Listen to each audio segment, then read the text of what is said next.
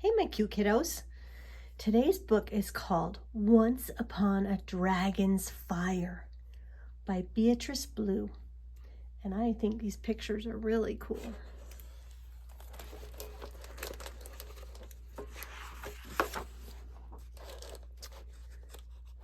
Okay. Once upon a magic kingdom, before fire ever existed, there lived a terrifying dragon near a village. No one had ever seen the dragon, but everyone talked about him. Look at all the dragon stuff. Do you think they're trying to scare him away? For it was written in books that he was so mean he ate kittens for breakfast. He was so scary he made children scream. And he was so evil he blew huge storms out of his jaws, which was why it was always so cold. Everyone was scared of the dragon. Everyone except for Freya and Silas. They loved reading stories about the dragon out loud to each other. "I'm not scared," Silas would say when Freya spoke of the dragon's roar, which was so loud it destroyed roofs. "I'm not scared either," Freya would say when Silas read about the dragon's long, sharp claws and terrifying teeth. Reading about the dragon was their favorite thing to do. Ooh, look at this day. One bitter winter day, a big, big storm began to blow. It was so cold that all the warmth left the town and no one could bring it back. What are they doing outside in that cold? "This storm must be the dragon's fault," Silas said. "Enough is enough," declared Freya. "We have to do something." Both of them agreed. This bad dragon must be stopped. You think they're going to go out and fight him? Looks like it. They've got some weapons. So they packed some supplies and their books about dragons and set off up the high, windy mountain. When they got to the top, they found a cave. Two big yellow eyes shone out from the dark. "I'm not scared," Silas whispered. They stepped inside. And they saw the dragon. But he didn't have long, sharp claws. He didn't have terrifying teeth, and he didn't roar so loudly that the roofs were destroyed. He looks kind of pretty, doesn't he?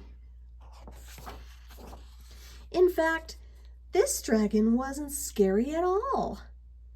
He was just cold, scared, and very, very lonely.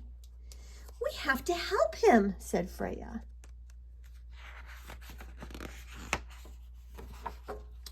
Freya and Silas knew that when they felt sad or lonely, there was one thing that always made them feel better. So they snuggled close to the dragon and began to read. But then Silas realized something terrible. What do you think he realized? Every story they knew said the dragon was evil. "But that's not true," said Silas. Then Freya had an idea. "What if we make up a new story?" she said. I think that's a good idea. Whoa! Sorry, technical difficulties.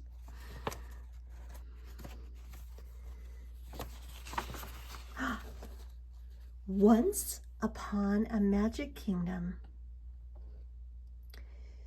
there lived a very wonderful dragon, Silas said. Everyone loved him because he was kind. He always reminded people to stick together and be good to one another, Freya continued. As Dragon listened to the new story, a warmth started to grow deep in his chest. The more Freya and Silas talked, the warmer and warmer he got until... Whoa! Can you even see this big picture? Let's see. I might need to back up for that. Look at that. Wow. It's like all warm and cozy, isn't he? Until the warmth burst out of him in flames. It was the first time a dragon had ever breathed fire. Wow, did you know that?